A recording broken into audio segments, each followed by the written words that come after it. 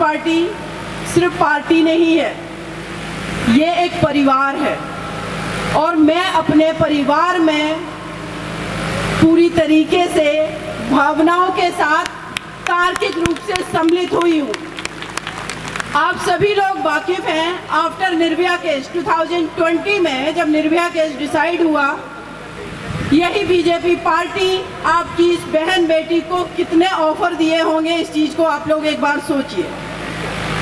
Samajwadi party Uttar Pradesh में हमारे साथ स्वयं अम्बेडकर जो हैं, जिन्होंने बहन जी ने जिनको हमारे साथ में दिल्ली प्रदेश में काम करने के लिए लगाया है और तमाम जो हम केस अपनी बेटियों के लिए लड़ रहे हैं उनमें हमारे साथ बराबर कंधे से कंधा मिला करके खड़े रहते हैं जितेंद्र कुशवाहा जी। इन लोगों को पता है, सुबह शाम कॉल आते थे, लगातार 1 महीनों तक कॉल आए हमारे पास उन पार्टियों के जो सत्तारूढ़ पार्टियां हैं, लेकिन आपकी इस बहन ने चुना किसको? जिसकी आइडियोलॉजी मानवतावादी आइडियोलॉजी है, उस पार्टी को चुना है और वो है बहुजन समाज पार्टी। मानवर साहब कांसीराम जी के संघर्ष को आप सभी लोगों ने अगर मुझसे जुड़े हैं, मैंने फेसबुक लाइव हमेशा किया, मैंने खुल करके बात की। इस देश की एकमात्र पार्टी है बहुजन समाज पार्टी, जिसको हम किसी भी मंच पे, सिर्फ भारत नहीं वैश्विक पटल पर किसी भी मंच पर ये कह करके जस्टिफाई कर सकते हैं कि हाँ हम उस पार्टी से आते हैं जो समता मूलक समाज की बात करती है, हाँ हम उस पार्टी से आते हैं जो मानवता की बात करती है, और वो पार्टी है बहुजन समाज पार्टी। जब बहन जी हमारी सत्ता में आती हैं, जो पार्टी बहुजन के आइडियोलॉजी से बनी पार्टी थी, और जब बहन जी सत्ता में आती हैं तो वो सर्वजन की बात करके ब्राह्मण को भी भागीदारी देती है, ओबीसी को भी देती है, दलित को भी देती है, माइनॉरिटीज को भी देती है, एसटी को भी देती है। लेकिन हमारे देश का जो मीडिया है, अभी पिछले दिनों जब बहन जी ने मुझे प्रभारी लगाया, बहन जी के साथ करीब हमारी 1.5 घंटे अकेले में बातचीत हुई। बहन जी ने ये बात हमसे कही और ये सच है, ये सिर्फ बहन जी की बात नहीं है, हम सभी लोग बखूबी जानते हैं। जब उत्तर प्रदेश का चुनाव था, आप बताइए कभी किसी मीडिया चैनल ने दिखाया कि बहुजन समाज पार्टी ने जब उनका शासनकाल 4 बार रहा, इस उत्तर प्रदेश को क्या दिया है और इस बहुजन समाज को क्या दिया है और दलित समाज को क्या दिया है? एक बार आप जाकर के देखिए, अगर उत्तर प्रदेश में बहुजन समाज पार्टी का डेवलपमेंट निकाल दिया जाए, उत्तर प्रदेश में देखने लायक लखनऊ में कुछ नहीं बचेगा। ये सच है।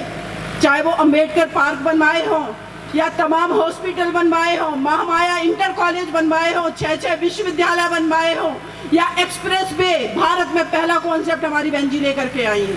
ये वो पार्टी है और मैं सैल्यूट करती हूँ वाम सेव के लोगों को, हमारे पदाधिकारियों का, जो कि कभी फ्रंट पर नहीं आते हैं, लेकिन उनकी खून पसीने की कमाई के सहयोग से ये पार्टी आज तक चल रही है।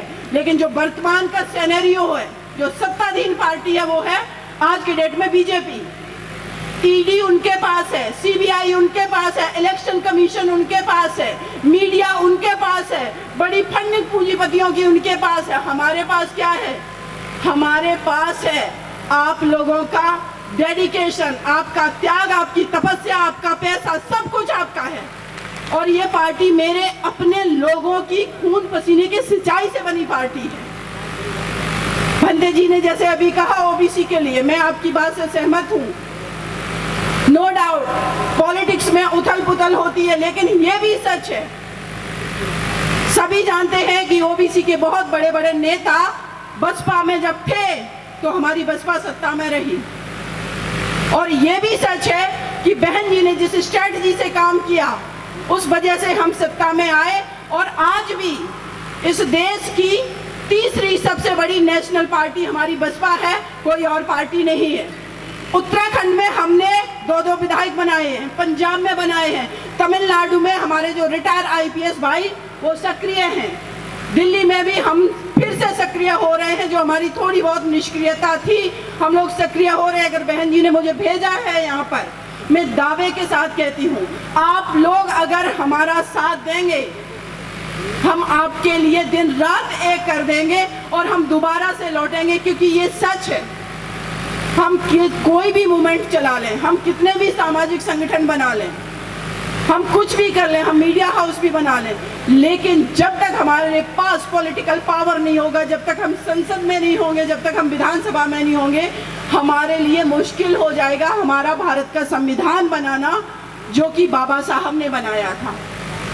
उस संविधान को जब मैं बाबा साहब के बारे में सोचती हूँ, जब मानवर साहब के बारे में सोचती हूँ कि बाबा साहब जिस बच्चे को अपने स्कूल में साथ में अन्य बच्चों के साथ बैठने का अधिकार नहीं था, वो बच्चा इतना डेडिकेशन से आगे बढ़ गया कि ब्रिटेन में, लंदन में, हर जगह जाकर के उन्होंने अमेरिका में पढ़ाई करके इस देश को वो संविधान दे दिया, ऐसा संविधान दे दिया कि जिस देश की अखंडता की बात करते हैं कि पटेल ने पूरे देश को यूनाइट कर दिया। मैं कहती हूँ पटेल ने अगर देश को यूनाइट कर दिया तो बाबा साहब के संविधान के वजह से मेरे देश की अखंडता आज भी बची हुई है।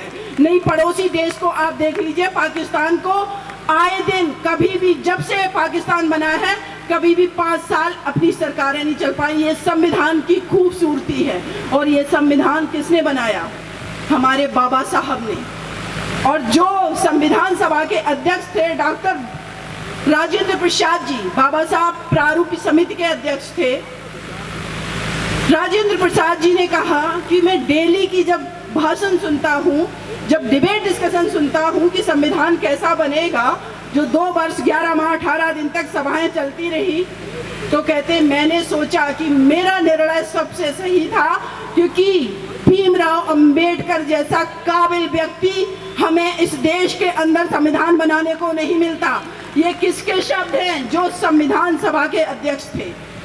लेकिन आज विडंबना इस बात की है कि बाबा साहब उस टाइम अकेले लड़ करके एक संविधान, ऐसा संविधान बना गए जिस संविधान ने रिजर्वेशन दिया, इक्वलिटी की बात की।